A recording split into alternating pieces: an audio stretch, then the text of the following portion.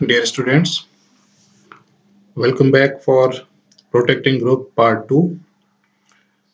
In this section, we'll basically discuss the protection techniques of hydroxy group. So let's start. This is the reference study material. One more book I have included in this section. You can refer these books. In previous section of protecting groups, we have observed that the presence of several functional groups in a molecule can make the synthesis process more complicated, especially when a reagent can react comprehensively with various functional groups present in the system. For example, as shown in this slide, when a chemical reaction is to be carried out selectively, as shown in these three examples, at any one reactive site in a multifunctional compound, other reactive site must be temporarily blocked so that reaction can be performed selectively. Like in this first example, if we want to react this ketone with this haloketone with the organolithium compound, then it has equal opportunity to react with this carbon center as well as this carbon center. Okay. Uh, So there is no selectivity in this reaction. Similarly, if we want to reduce this compound, this ketoester, then selectively to this product, then we have to select a reagent which will reduce this ester group only. Similarly, if we have this sugar molecule and if you want to selectively uh, uh, methylation, selectively methylate this OH group, then we have to uh, protect all these hydroxy group, remaining hydroxy group to react with the this methylating or alkylating reagent. Thus, protection is required in multi-step synthesis where you have more than one functional group, and these functional groups have equal opportunities to react with the reagent. In previous section, we have seen that during the disconnection of this compound, we have first protected this NH2 group in when we have selected the disconnection route 1. Then the further synthesis or further reaction was performed, and at the end we have removed this reagent which we have used for the protection of NH2 group. Similarly, in disconnection part route 2, from route 2, where we have this amino chloride, there also we have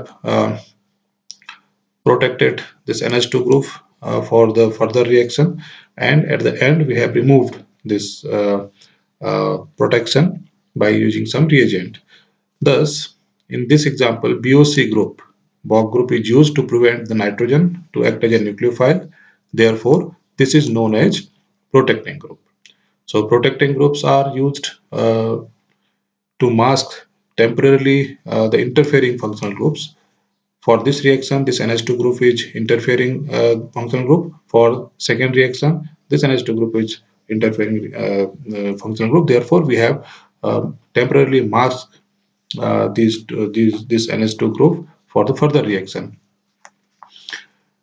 In this step, when we use some reagent to mask or to protect any functional group, this step is known as protection, and where we have removed this mask, such masking or such protection, this we call as deprotection. Therefore, if we want to define protective group, then protecting groups as a small molecule which has capability or capacity to protect temporarily a specific functional group of the molecule to undergo some reaction, and allowing the rest of the functional groups present in the molecule to react without affecting the original reactivity.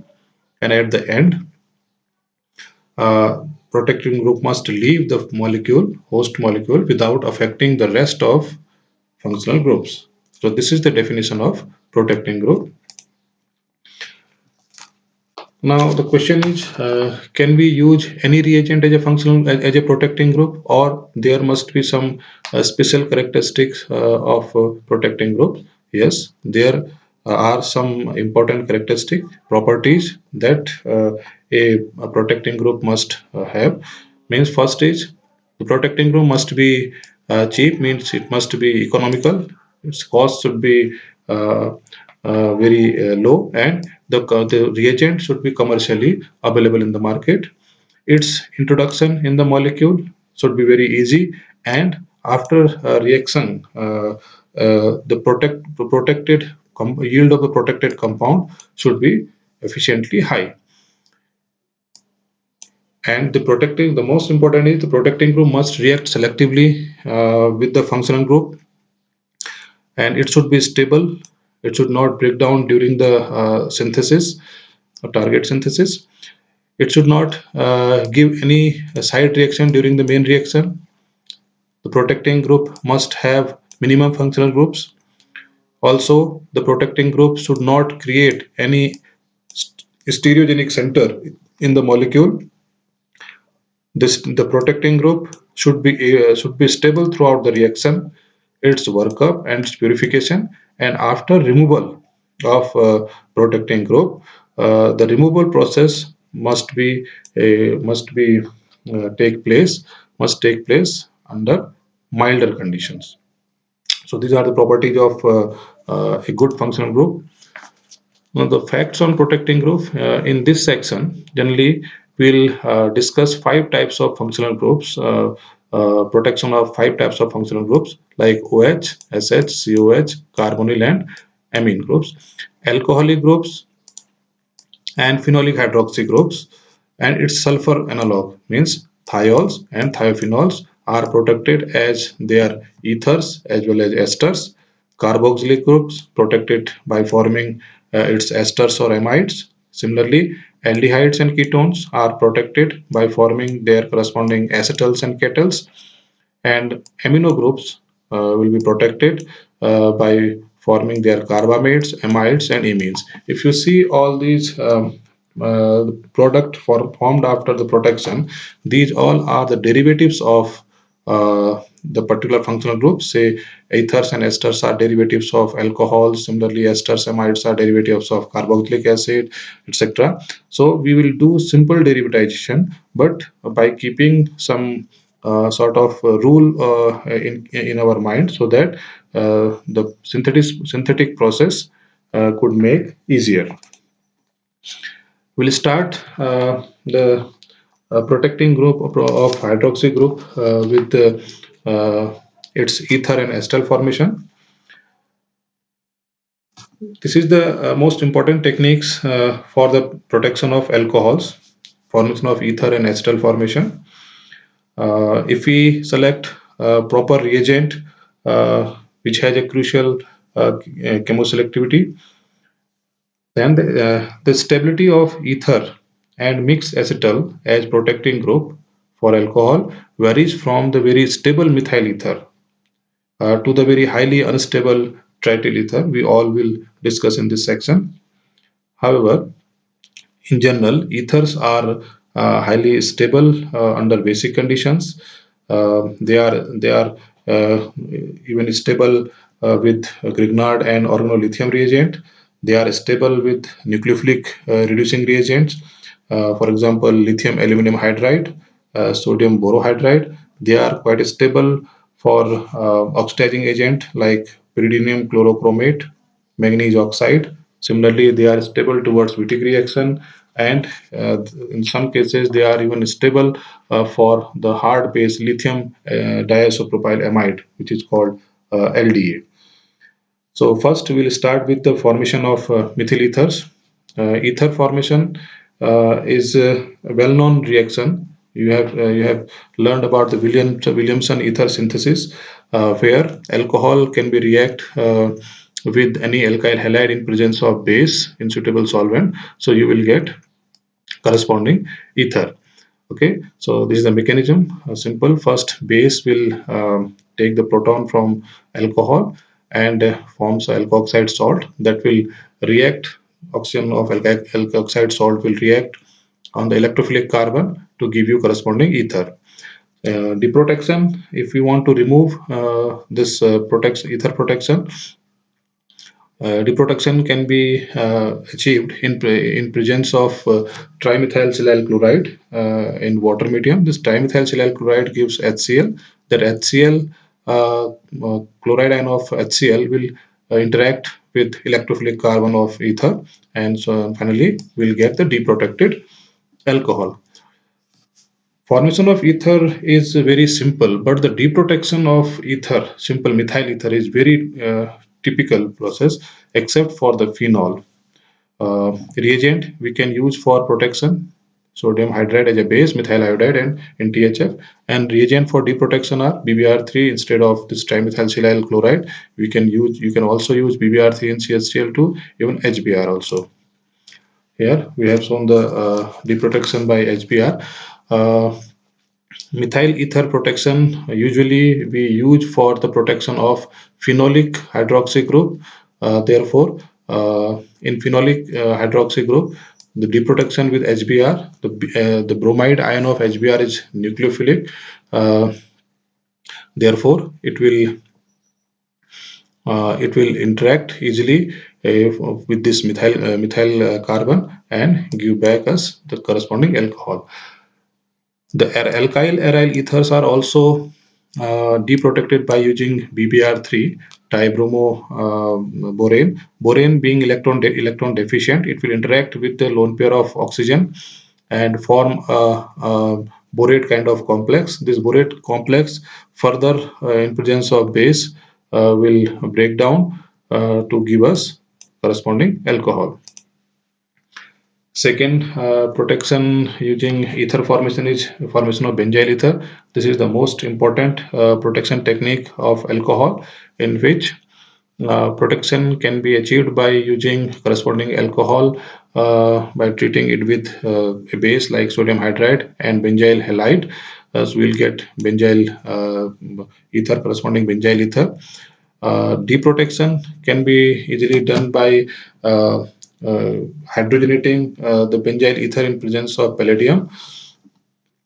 In palladium zero complex, first it will form sigma complex with this benzyl ether, and again with in presence of hydrogen gas, it will form another sigma complex, which on reductive elimination will give you the alcohol back. And this is a catalytic cycle which will keep on going to give you alcohol in a cyclic manner. Benzyl ethers are quite stable enough in presence of acid as well as base. Therefore, they are highly useful for protection of alcohol. Similarly, benzyl ether deprotection can be done in presence of HBr. Br being good nucleophile, it will interact with this benzylic carbon, which is electrophilic in nature, and give back this corresponding alcohol. Reagent for protection are sodium base. We can use as sodium hydride, potassium hydride, and protecting agent as benzyl bromide, benzyl chloride. Solvent we can use as THF, DMF, or DME. For deprotection, H2PDC, hydrogen in presence of palladium carbon, is the most uh, most widely used technique for deprotection of benzyl system. Similarly, in presence of ethyl acetate, we can also use lithium in liquid ammonia, that will also deprotect this benzyl system. Similarly, hydrogen gas is in PtO2 is also used for deprotection of benzyl system. Protection of hydroxy group using THP.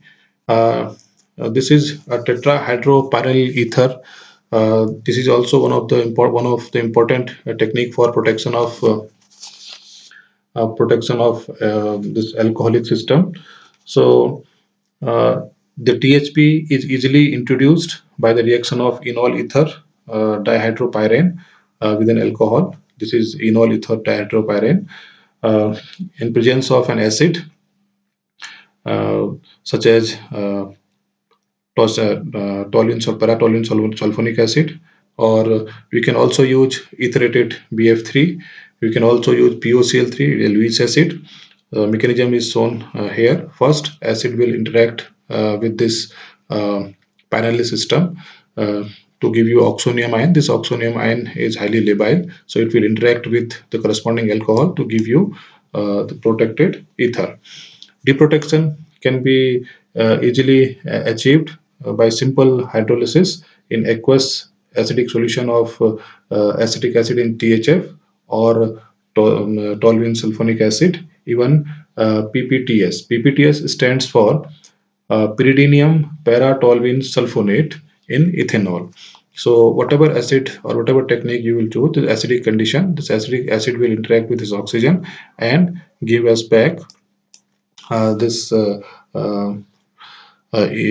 corresponding ether, hydroxy ether, which will give you THP tetrahydropyrenyl system after dehydration. In in these two examples, THP in first example, the tetrahydropyrenyl system help to maintain the chirality in this center. Suppose if you want to reduce this ester group, if we reduce this ester without protecting or without making any derivatization at this part, so we'll end up with an alcohol like this. Say this is OH, this will also OH, and here we have methyl group. So in this substrate, this carbon is uh, chiral carbon, but if we reduce this ester group without making any derivatization at this point, we'll end up with this compound. It will have uh, the symmetry at this level, so the chirality of this compound will be lost. Okay, therefore if we first protect this OH group by this THP, and if we reduce this ester group to corresponding OH, we'll end up with this product. So this product still maintain its chirality. It has two different equal halves. This kind of protection will help us to target oriented synthesis like this. Uh, During the synthesis of one insecticide, this compound, when we again react it with NaH in presence of benzyl bromide, it means we are going to react at this center to protect this OH. It will form a benzyl ether.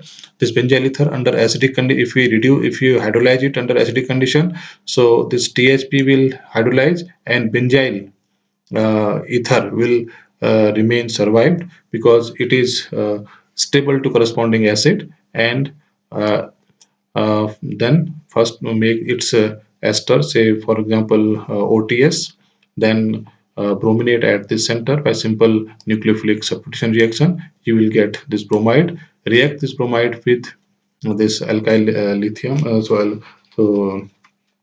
this organolithium compound. You will get the final product, and after that just deprotect this compound, so you will get the desired product. So in these two examples, a comparison is made how the protecting group are important in organic synthesis. By selecting suitable or protecting reagent, we can tune the route of our target synthesis. Reagent for protection, we have used DSP, dihydropyrenyl system, and PPTS. PPTS is an acid, pyridinium paratoluene sulfonate in presence of CH2Cl2 solvent. Reagent for deprotection, even PPTS in ETOH, ethanol you can use. This is a resin amber list S15 in methanol. This also we can use for deprotection technique. So in this section, we have discussed why protection is needed and what are the important characteristics of a good protecting group. Similarly, um, the protection techniques for OH, that is methyl ether formation, as well as benzyl ether formation and formation of THP, tetrahydropyryl ether system. We have discussed in this section.